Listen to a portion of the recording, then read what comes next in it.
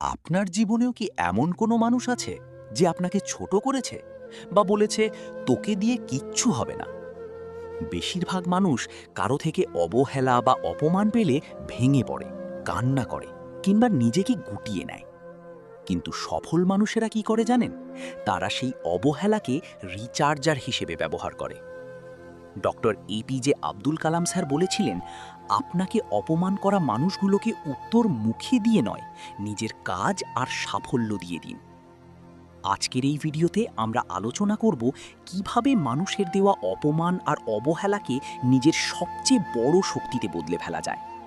Point 1, শান্ত থাকুন, তাৎক্ষণিক রাগ দেখাবেন না। Control your reaction. কেউ আপনাকে কটূক্তি করলে বা ছোট করলে সঙ্গে সঙ্গে তার সাথে তর্ক করতে যাবেন না, কারণ তর্কে জিতলে আপনি শুধু সময় নষ্ট করবেন, কিন্তু নিজের জীবনে এগোতে পারবেন না।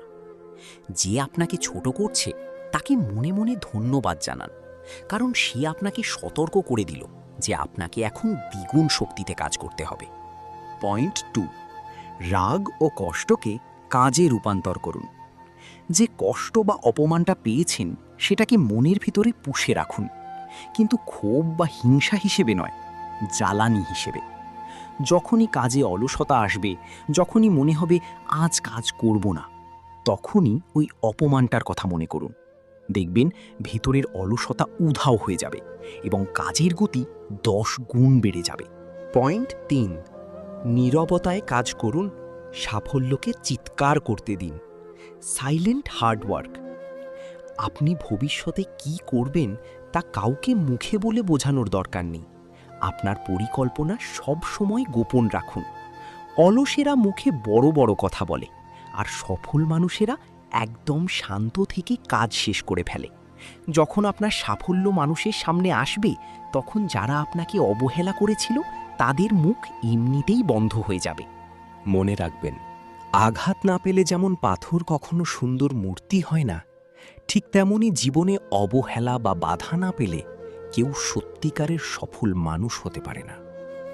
আজ থেকে কারো কটূক্তিতে নিজেকে দুর্বল ভাববেন না, বরং ওটাকেই আপনার জয়ের প্রথম সিঁড়ি বানিয়ে নিন। আপনাকে কি কেউ কখনো অবহেলা করেছে?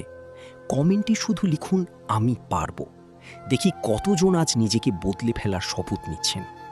ভিডিওটি ভালো লাগলে লাইক করুন এবং প্রতি সপ্তাহে এমন জীবন বদলে দেওয়ার মতো ভিডিও পেতে মাস্টারমাইন্ড বাংলা চ্যানেলটি এখনই সাবস্ক্রাইব করে রাখুন।